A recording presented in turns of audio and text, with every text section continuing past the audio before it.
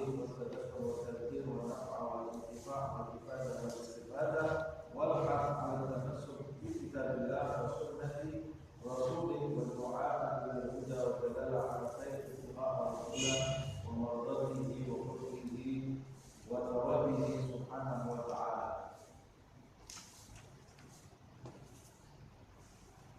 Halaman berapa ya? Halaman 144. 144. Wa'lam. Paragraf terakhir.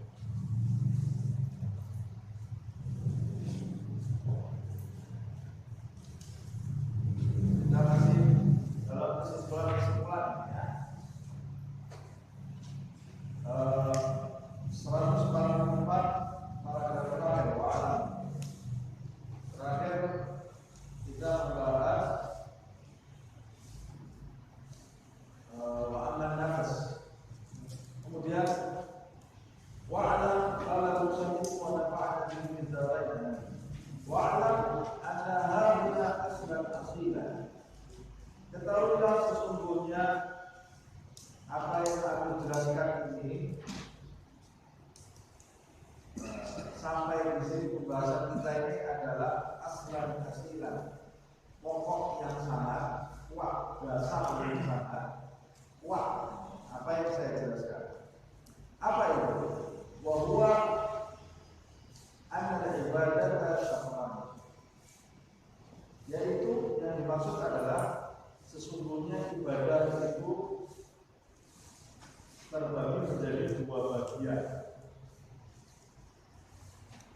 Jadi ibadah itu adalah pokok yang sangat kuat dalam penjelasan ini. Jadi maksudnya apa yang aku jelaskan itu adalah ibadah selama ini.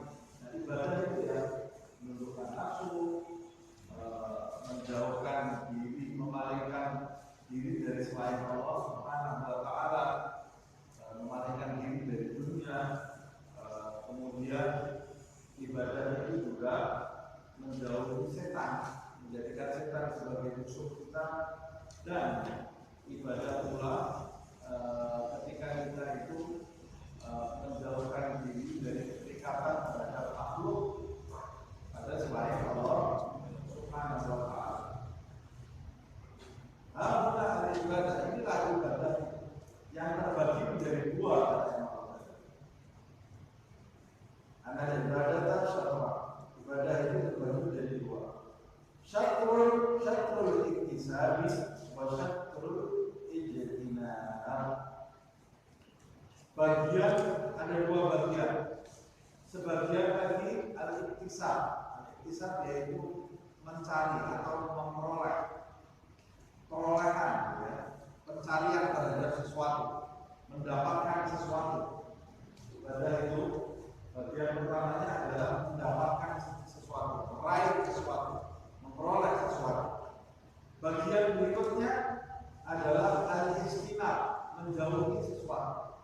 Itu makna dari takwa.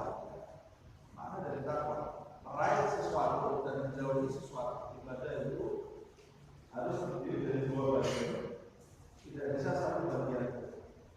Fal-iktisab yang dimaksud memperoleh sesuatu atau meraih sesuatu adalah fi'lul ta'at, mengerjakan amal perbuatan taat. Amal perbuatan taat, ada sholat, ada puasa, ada sedekah, ada haji, ada umrah, ada bacaan Al-Quran, ada zikir, ada maulid, silaturahmi, menjenguk orang yang sakit, menjawab salam, mengantarkan jenazah. Ini semua amal taat, amal yang diperintah oleh Allah atau melalui lisan Nabi Muhammad SAW, baik yang sifatnya fardu atau yang sifatnya sunnah. Amal taat. Wal istinab, sedangkan bagian yang menjauhi, yang dimaksud bagian yang menjauhi adalah al-imtina'u 'anil ma'asi was sayyi'at. Yaitu yang dimaksud adalah imtina', mencegah diri kita dari perbuatan maksiat keburukan, perbuatan maksiat dan hal-hal yang buruk seperti zina, minum arak, liwat, mencuri, dusta, riba, dan hal-hal lainnya yang buruk, baik itu sifatnya haram atau sifatnya makruh. Semua ada tingkatannya, tapi titik beratnya di sini adalah sesuatu yang haram itu yang utama. Karena harus dijalani dari seorang menjauhi makruh, tapi yang haram dia jalani. Yang pertama yang harus kita prioritaskan adalah menjauhi hal-hal yang diharamkan oleh Allah. Wa huwa at-taqwa. Seperti yang saya sebutkan. Inilah yang dimaksud dengan takwa. Takwa itu adalah menjalankan amal taat dan menjauhi maksiat dan keburukan-keburukan yang tidak diridhoi oleh Allah Subhanahu wa taala. Jadi ini kembali kepada pembahasan semula. Jadi Imam Ghazali ini mau menekankan kita tidak mungkin bisa menekan diri kita atau menjaga diri kita dari hal-hal yang tersebut di atas kecuali kita memiliki tali kekang takwa.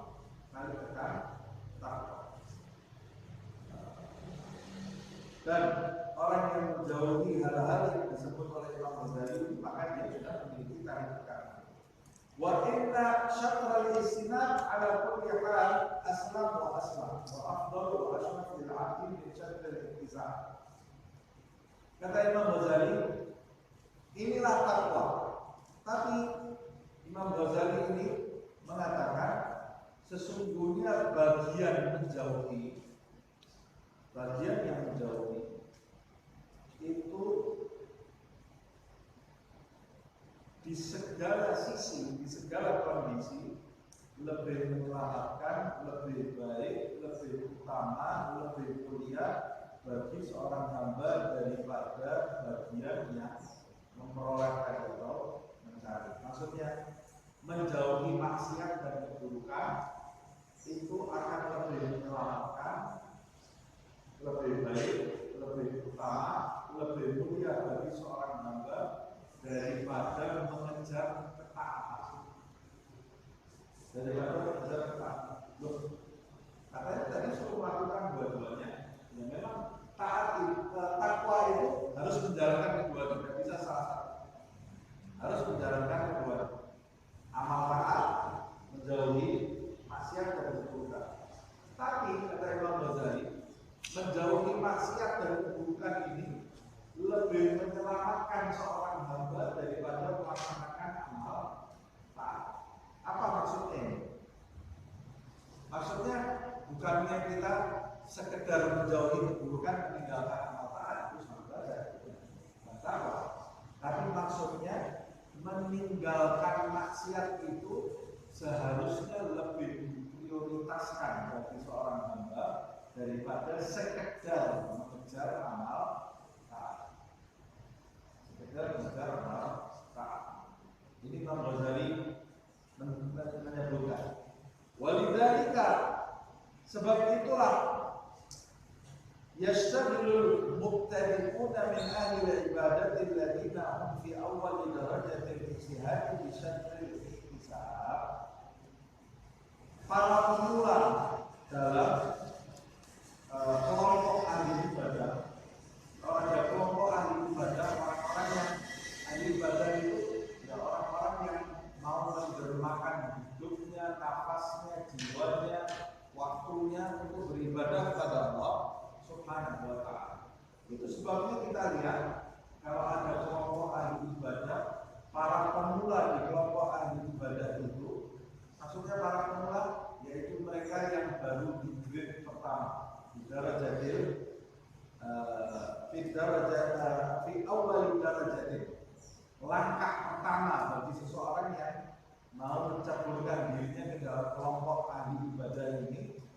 Langkah pertamanya adalah al-ijtihad bi syartil ihtisab. Mereka itu bersungguh-sungguh dalam bagian perolehan, bersungguh-sungguh mengejar amal taat.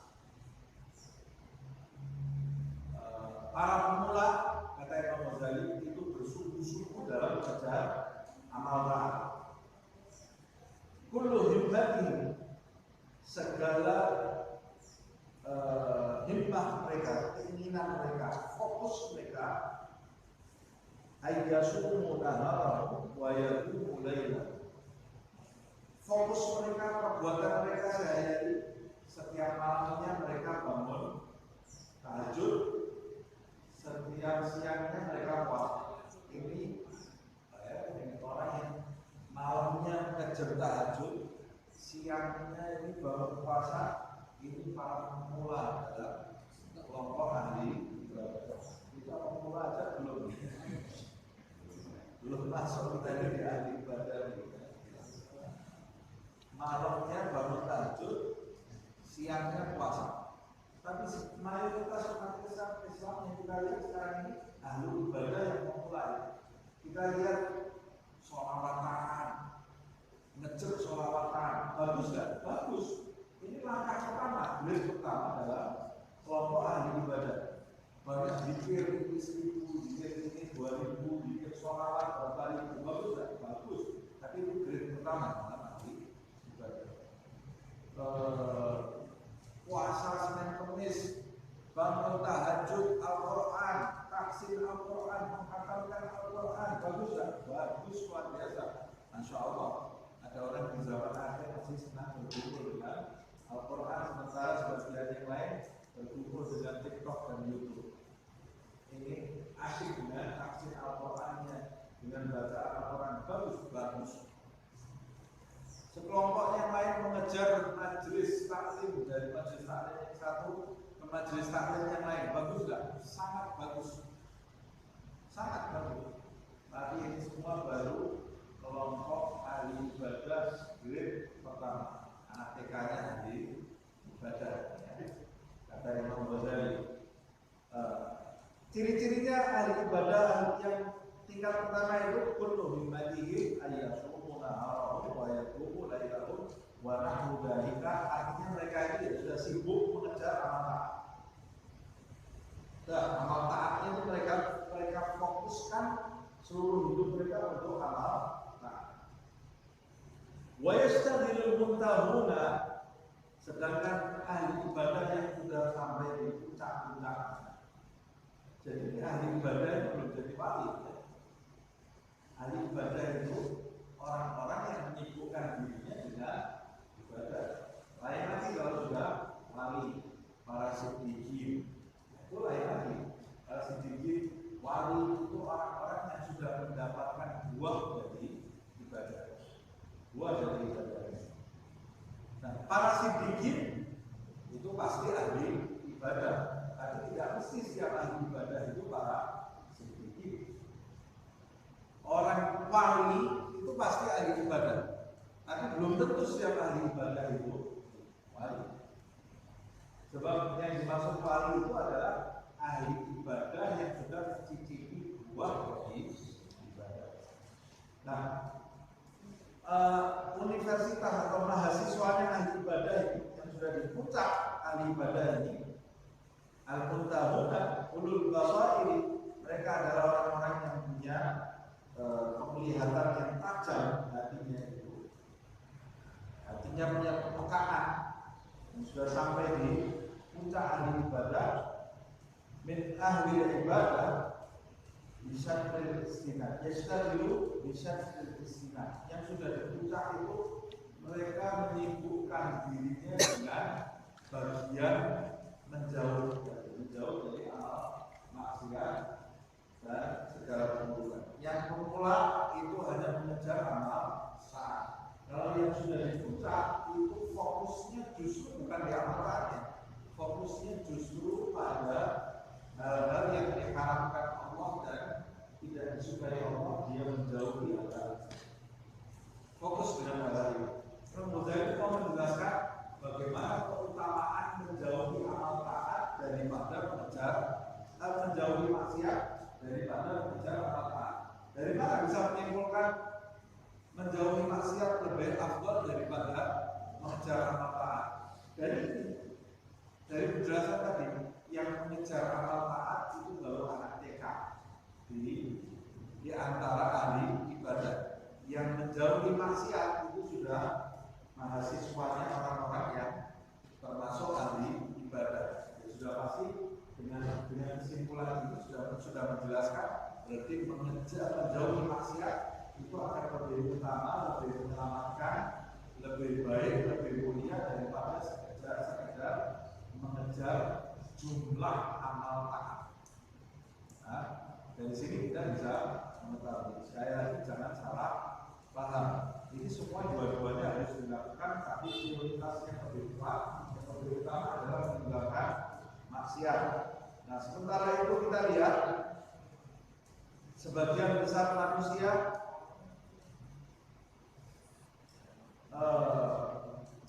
sibuk mengejar amal taat tapi tidak meninggalkan maksiat. Innama himmatuhum, orang-orang ahli ibadah yang sudah di puncak ini, fokus mereka, semangat mereka ayahfadu qulubahum 'anil maili ila ghairillahi ta'ala. Mereka itu fokusnya di dalam hidup ini, semangat mereka semua mereka curahkan dalam bentuk menjaga hati mereka dari condong kepada selain Allah Subhanahu wa taala. Wa butunahum 'anil fudul, juga fokus menjaga perut-perut mereka dari fudul, dari barang halal yang tidak digunakan untuk menyambung hidup berlebih-lebihan dalam barang yang halal. Wa alsinatahum 'anil lagwi, fokus menjaga lisan mereka dari ucapan-ucapan yang lahu, ucapan yang tidak bermakna, tidak berbobot, apalagi yang haram, yang lahu aja mereka jaga lisan mereka, apalagi yang haram. Wa a'yunahum 'anil nadhari ila ma la ya'nihim, menjaga kedua mata mereka dari pandangan la ya'nihim yang tidak akan membawa manfaat bagi mereka, apalagi yang haram. Melihat sesuatu yang tidak bermanfaat saja mereka, apalagi yang haram. Nah, dari orang-orang yang sudah dipuncak dari kalangan ahli ibadah ini, kesibukan mereka bukan sekedar memperbanyak amal taat, tapi justru fokus mereka menjaga hati mereka, mata mereka, mulut, lisan mereka, perut mereka dari hal-hal yang tidak baik. Walaupun itu sesuatu yang halal, tapi ketika tidak bermanfaat, ya mereka jaga diri mereka dari hal-hal tersebut. Nah, kalau menjaga kan berarti menjauhi. Mereka ini sudah sampai bagian menjauhi, bukan sekedar memperoleh amal taat, tapi menjauhi. Ini ahli ibadah yang di puncak. Jadi kita kalau mau tahu menyimpulkan kita atau orang lain ini termasuk ahli ibadah yang grade awal atau grade puncak. Nah, kalau mau disimpulkan kita ini, jangan terus orang lain, terus diri kita. Ini kita ini sudah termasuk ahli ibadah yang grade-nya pertama atau yang grade-nya di puncak. Nah, lihat diri kita ini baru sekedar sibuk amal taat atau sudah mulai menjauhi hal-hal yang tidak baik. Kalau baru sekedar sibuk dengan amal taat, tapi belum pernah memiliki semangat untuk menjauhi hal-hal yang haram atau hal-hal maksiat atau hal-hal yang buruk yang tidak baik walaupun tidak haram. Kalau belum punya semangat menjauhi hal-hal tersebut, belum punya semangat untuk menjaga lisan, mata, hati, perut, kemaluan, kaki, tangan, belum punya semangat untuk itu. Tapi ibadahnya tetap. Berarti kamu baru anak TK dalam kelompok ahli ibadah. Kalau sudah sampai puncak, sudah masuk menjaga, menjauhi. Lihada makna qala al-'abdu tsani min ar-rabbah wa kana syar'an Yunus alaihi salam. Ini nanti dilihat misalnya. Jadi mungkin ada riwayat, ada 7 abid, 7 ubbad, dan jamaah abid, ada 7 ahli ibadah yang bertemu dengan Yunus bin Matta, Yunus alaihissalam, Yunus. Ahli ibadah yang kedua ini berkata kepada Yunus alaihissalam. Ya Yunus, hai Yunus. Yunus alaihissalam itu yang meninggalkan kaumnya kemudian masuk ke dalam perut ikan. Yunus. Dia mungkin di dalam riwayat itu cek lagi ya. Di dalam riwayat bertemu dengan 7 ahli ibadah. Salah satunya yaitu ahli ibadah yang kedua di dalam riwayat itu disebutkan berkata kepada Nabi Yunus ini, hai Yunus, minan nasi man hubbiba ilaihi mussalawat fala yusiruna alaiha syai'an. Hai Yunus, sekelompok manusia itu ada yang dijadikan mereka itu cinta kepada sholat. Cintanya luar biasa kepada sholat. Sehingga mereka itu mendahulukan sholat daripada yang masuk. Pokoknya sibuk dengan sholat. Sekelompok manusia, kelompok ahli ibadah, ada yang dijadikan mereka itu cinta sholat terus, sehingga mereka itu fokus atau memprioritaskan sholat daripada ibadah yang lain. Wa hiya amudul ibadah, dan itu adalah tiangnya ibadah. Sholat itu tiangnya ibadah.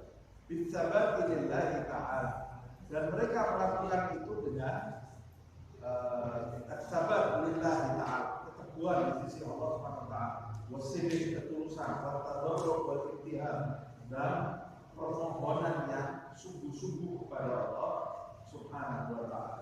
Ini sebab sekelompok ahli ibadah itu memprioritaskan sholat daripada ibadah yang lain, dan dia ketika melakukan sholatnya bukan sekedar sholat, dia sholat dengan ketulusan, dengan memohon kepada Allah Subhanahu wa taala dengan sungguh-sungguh.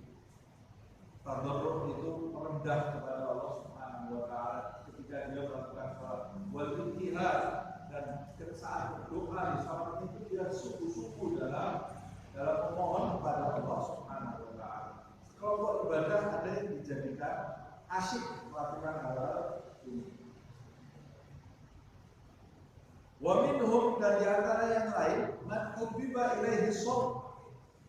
Di antara kelompok ibadah yang lain ada yang dijadikan senangnya puasa.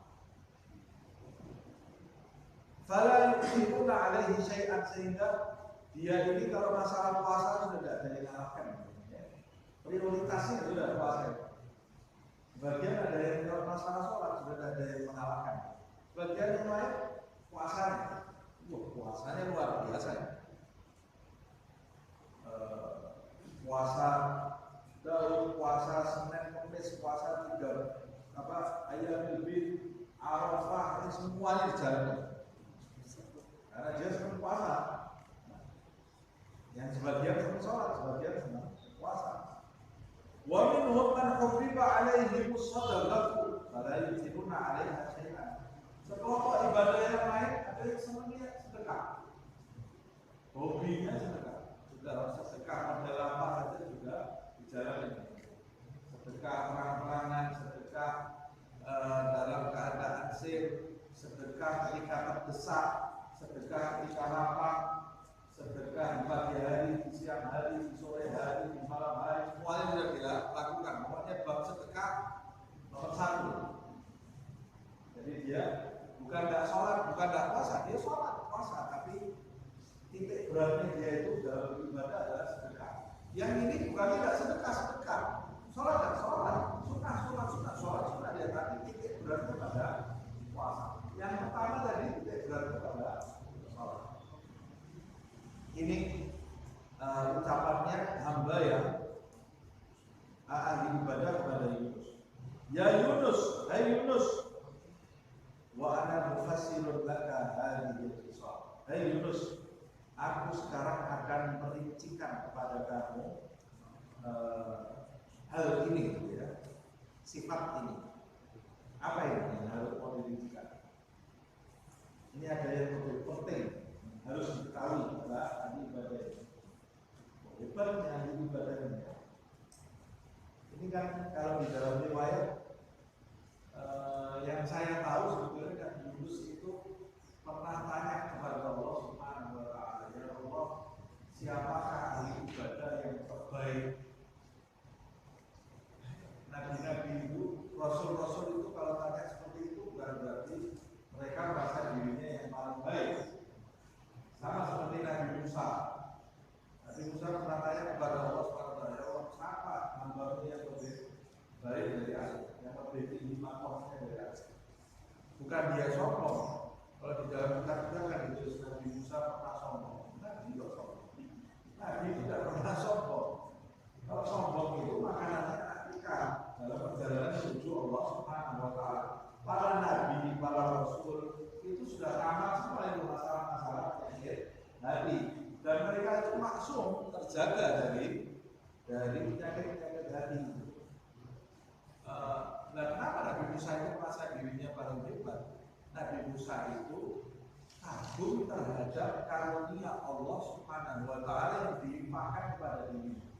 Saya ini Allah ini begitu murahnya kepada saya sampai saya ini bisa sewaktu-waktu berdialog dengan Allah Subhanahu wa taala. Berdialog dengan lain-lain. Sampai Nabi Musa itu tanya, apa ada orang yang lebih tinggi dari ini? Apa ada yang punya Allah? Ada yang tinggi. Sama Allah bilang ada. Temui Khidir. Ada ilmunya Khidir yang tidak ada di dalam. Nah, kadang-kadang sesuatu itu terdapat di sungai tapi tidak terdapat di dalam laut.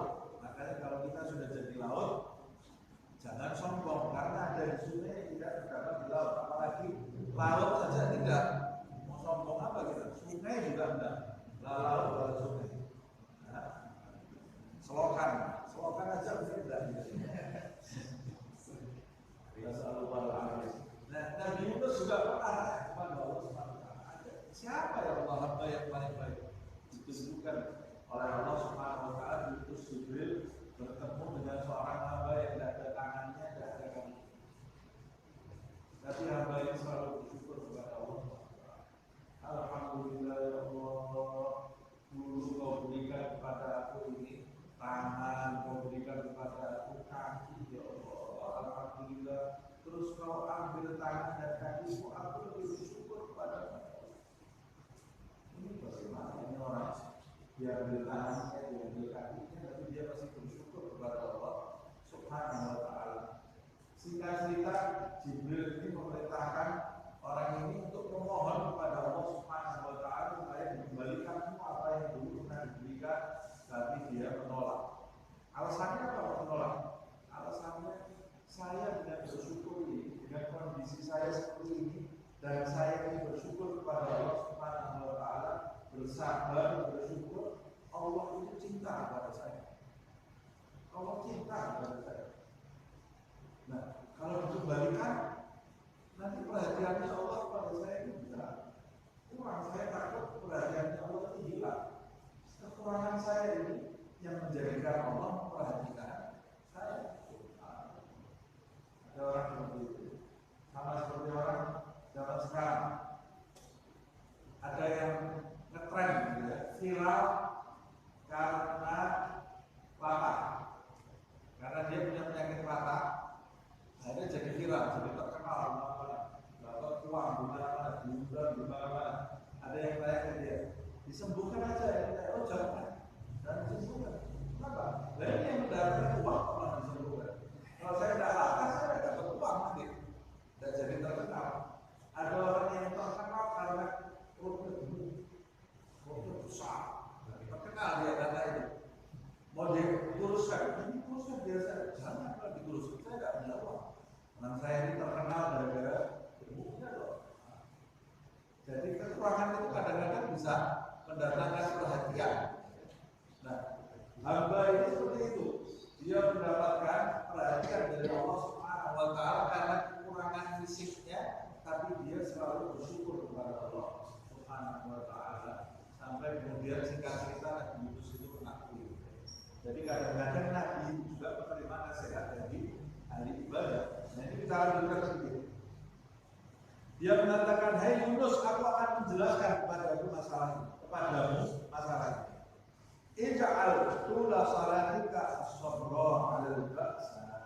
Hai Yunus, orang-orang itu ada yang hobinya sholat terus, tapi engkau dari Yunus jadikan panjangnya sholatmu itu, jadikan panjangnya sholatmu itu adalah kesabaran dari hal-hal yang tidak menyenangkan dari musibah. Ini dia mau menjelaskan, ada orang yang sholat rokaat demi rokaat, tapi begitu dapat ujian sedikit bingung. Mana yang dia itu tahan dari musibah, maksudnya bersabar dari musibah, atau banyak sholat tapi tidak punya ketahanan dalam musibah. Maksudnya bertahan dari musibah ini sabar kepada ujian Allah Subhanahu wa ta'ala. Jadi ujian itu ada yang ujian amal taat, ada yang ujian bersabar dari maksiat, ada yang ujian bersabar dari musibah. Yang amal taat itu yang pertama. Yang tingkatan berikutnya adalah bersabar dari maksiat dan musibah, dari gangguan. Kemudian wa taslim li amrillahi azza wa jalla. Jadikan panjangnya sholatmu itu dengan bersabar dari musibah dan pasrah, menyerahkan semuanya kepada Allah Subhanahu wa ta'ala. Wa ja'al shaumaka as-samta an kulli su'. Jadikan puasamu itu adalah diam dari segala keburukan, dari ucapan yang buruk. Berapa banyak orang hobinya puasa tapi lisannya mencaci orang. Hai Yunus, prioritaskan puasamu itu daripada puasa sunnah. Mulutmu itu lebih baik kamu puasakan. Loh, alasannya apa sih? Nanti ada penjelasannya. Kemudian dia mengatakan waja'al sadaqataka kafal ada. Jadikan sedekahmu kepada manusia itu menahan diri dari merampas hak mereka, dari mengganggu mereka. Berapa banyak orang sedekah ke anak yatim, sedekah ke orang miskin, sedekah ke para janda, tapi setelah itu dia merampas hak orang lain, korupsi, menyakiti hatinya. Apa arti dari sedekah itu?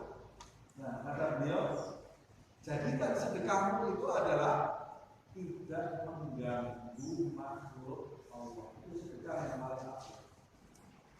Loh, kalau sedekah memberi manfaat, itu lebih afdal jika kamu sudah bisa mempertahankan tidak mengganggu makhluk. Tapi kalau kamu masih mengganggu makhluk, merampas haknya makhluk, keinginan kamu besar merampas haknya makhluk, lalu kamu bersedekah juga membantu makhluk. Apa arti dari bantuan kamu itu kalau kamu tidak bisa mencegah diri kamu dari mengganggu makhluk?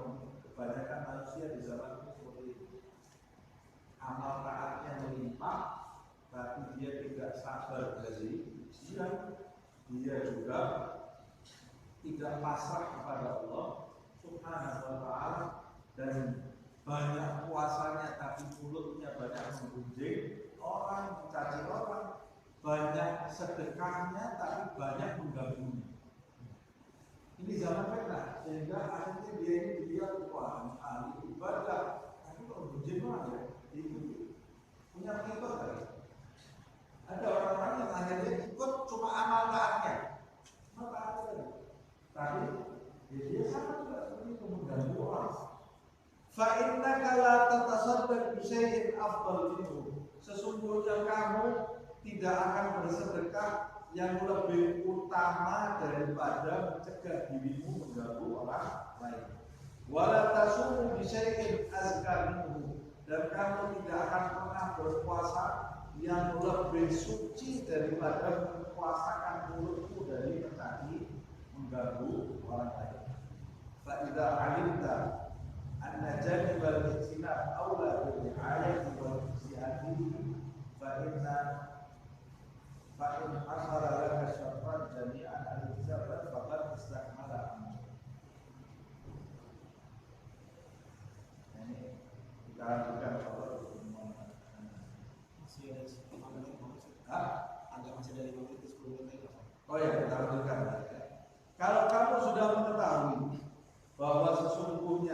sisi menjauhi maksiat itu lebih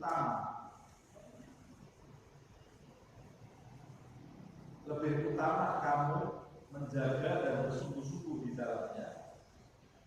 Kalau kamu sudah mengetahui ini, artinya sekarang kamu ini sadar orang yang beramal taat tanpa meninggalkan maksiat itu tidak bisa bertahan.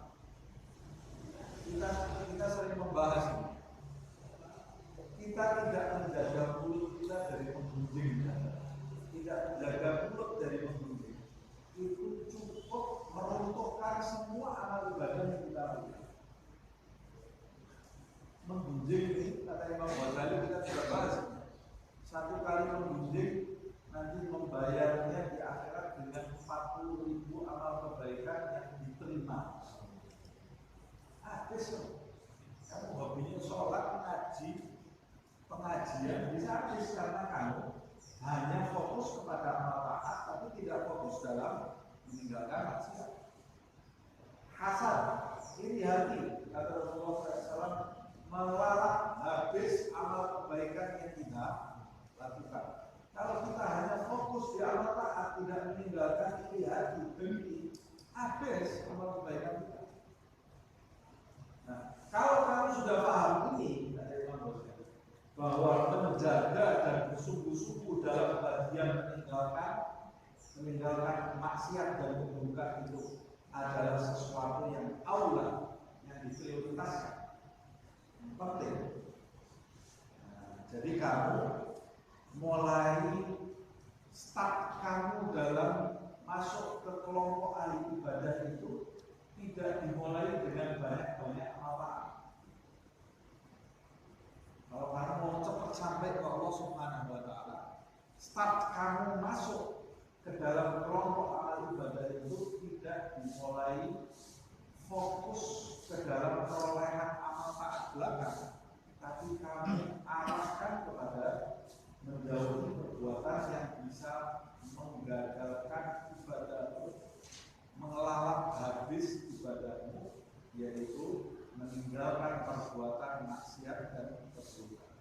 Kalau kamu sudah mengetahui ini, kata Imam Ghazali, fa'in asala laka syaitan jami'an, kalau kamu sudah bisa memperoleh dua bagian dari ibadah ini, kamu memprioritaskan meninggalkan maksiat dan kamu juga memperoleh amal taat, berusaha selalu kamu mengejar amal taat. Syaturan jami'an maksudnya al-iktisab wal-istinab, faqad istakmal amruh, maka telah sempurna kondisi ibadah kamu, sempurna perkara kamu sudah sempurna dalam takwa, yaitu meninggalkan maksiat dan menjalankan amal taat. Wa qasara muraduka, dan kamu telah mendapatkan apa yang kamu inginkan. Apa yang kita inginkan? Kebahagiaan, keselamatan, kedudukan di sisi Allah Subhanahu wa Ta'ala. Wa qad salimta wa ghanimta, kamu telah selamat dari hal yang buruk, lahirmu, batinmu, duniamu dan akhiratmu. Wa ghanimta, kamu bukan cuma sekedar selamat, kamu mendapat keberuntungan lahirmu, batinmu, duniamu dan akhiratmu dengan mendirikan syatrul iktisab wa syatrul ijtinab. Fa in lam tablugh illa ila ahadihima, tapi kalau kamu itu tidak mencapai kecuali salah satu dari keduanya, umpamanya saya maunya menjauhi maksiat aja, amal taat harus, sholat harus, Ramadan harus, yang penting kan saya tidak benci orang. Sama sekarang juga ada orang seperti itu. Orang itu yang penting baik, tidak menyakiti orang. Sholat subuh, mau apa? Ini orang sholat subuh tapi menyakiti orang. Itu lebih baik saya tidak menyakiti orang, tidak sholat subuh. Ini juga salah ini. Karena ada perintah wajib dari Allah Subhanahu wa Ta'ala. Ada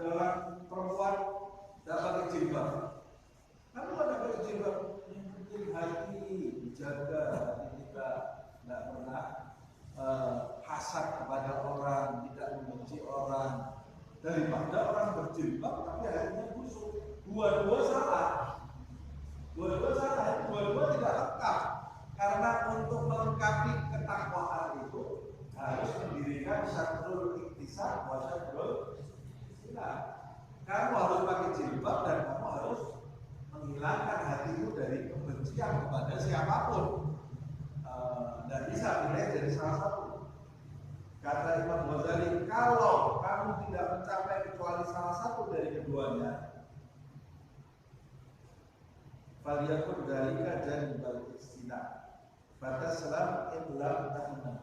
Nah, ini Imam Ghazali mengatakan. Nah, penjelasan saya yang tadi itu menjelaskan tidak bisa orang itu meninggalkan semuanya amal taat, hanya fokus di meninggalkan amal maksiat, perbuatan maksiat. Tapi dia tidak menjalankan semua amal taat atau sebaliknya. Nah, tapi kemungkinan kalau ada orang mau memprioritaskan, saya tidak bisa full di keduanya. Suruh amal taat seluruhnya saya kerjakan, sunnah saya kerjakan. Terus saya amal maksiat juga tidak bisa saya full. Saya tinggalkan. Suruh milih mana? Lebih baik saya fokuskan hidup saya itu meninggalkan maksiat sampai sedetil-detilnya saya tinggalkan. Amal taatnya cukup yang fardu saja. Sunnah tidak mau saya. Pokoknya sholat 5 rakaat, 5 sholat, puasa Ramadan, sedekah, zakat, haji, syahadat. Lainnya kirim salam, saya tidak mau. Oh, ada sholat itu pahalanya sekian, tidak saya kerjakan. Tapi saya maksiat saya tinggalkan sampai sedetil-detil. Kalau kamu disuruh milih yang seperti ini, atau saya meninggalkan maksiatnya setengah-setengah saja. Yang ini bisa, ini tidak bisa. Tidak fokus di meninggalkan maksiat. Tapi amal taatnya saya kejar luar biasa. Kalau disuruh milih di antara dua ini, pilih yang mana? Kata Imam Ghazali. Pilih yang meninggalkan maksiat sampai detail. Sebab satu maksiat yang kamu lakukan itu bisa jadi meruntuhkan seluruh amal ibadah yang kamu kejar. Seperti yang saya sebutkan. Jadi kalau disuruh pilih banyak-banyak amal taat atau banyak-banyak meninggalkan maksiat, faliyakun janibal istilah. Lebih baik kamu pilih tinggalkan amal maksiat seluruhnya, amal taatnya ini secukupnya. Ini kalau disuruh pilih ya. Tapi kalau yang sempurna, dua-duanya kita kerjakan seutuhnya. Ya. Alasannya fataslam in lam tanam. Alasannya simpel oleh Imam Ghazali.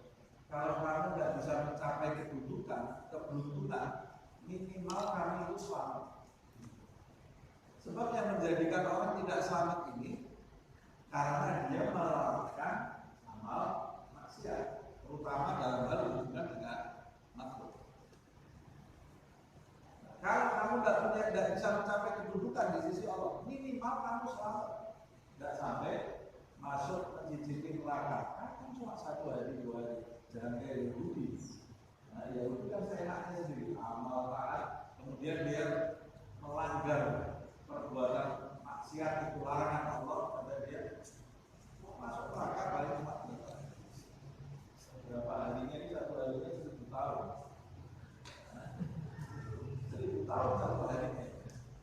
Jadi lebih baik kata Imam Ghazali, kamu fokus dalam menjalankan menerjang larangan-larangan Allah.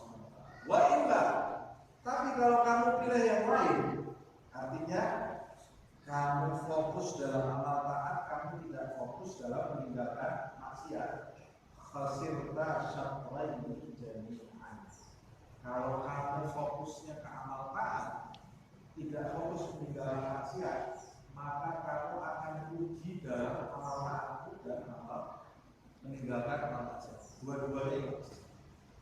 Dua-duanya. Kenapa? Wa ma yanfa'uka yawma lailin wa ta'ibuhu thumma yuhibu bi iradatin wahidatin wa ma yughnika siyamun nahari tawilan thumma yusibuhu bi kalimatin wahidah thumma yahbitu bi iradatin wahidatin. Apa manfaat dari qiyamul lail kamu dan kesulitan kamu dalam bangun qiyamul lail ketika itu dilenyapkan dengan keinginan buruk yang ada di dalam diri, perbuatan buruk kemudian lenyap. Apa makna dari qiyamul lail? Terus apa makna dari puasamu di siang hari? Berhari-hari kamu kerjakan selama bertahun-tahun, kemudian setelah itu kamu rusak dengan satu kata yang tidak kamu jaga. Akhirnya kamu tidak dapat dua-duanya. Lah meninggalkan maksiat, amal ibadah yang kamu fokus di dalamnya habis diruntuhkan dengan amal maksiat. Nah ini penjelasan yang luar biasa. Imam Ghazali, semoga Allah Subhanahu wa Ta'ala memberikan kekuatan dalam diri kita dan memudahkan diri kita untuk meninggalkan hal-hal yang tidak diridhoi oleh Allah Subhanahu wa Ta'ala dan terus memercikkan semangat dalam diri kita melakukan hal tersebut sampai kita menjumpai Allah dalam kondisi selamat. Amin ya rabbal alamin. Ya Rabbana a'tarafna bi annana tarafna wa annana asrafna ala Allah asrafna fatu alaina tawbah tafsir li kulli hawba wastur lana awrati wa amil rawhati waghfir li walidina rabbi wa mauludina wal ahli wal ikhwani syairil hilali wa kulli di mahabbah au diratin au suhbah wal muslimina ajma'in roti isma fadlan wa judan manna la bitisabin minna bil mustafa rasuli nadha bi kulli suri bil mustafa rasuli nadha bi kulli suri bil mustafa rasuli nadha bi kulli suri salla wa sallam rabbi alaihi hatta habbi wa alihi wa sahbihi ila taqsis surbi wal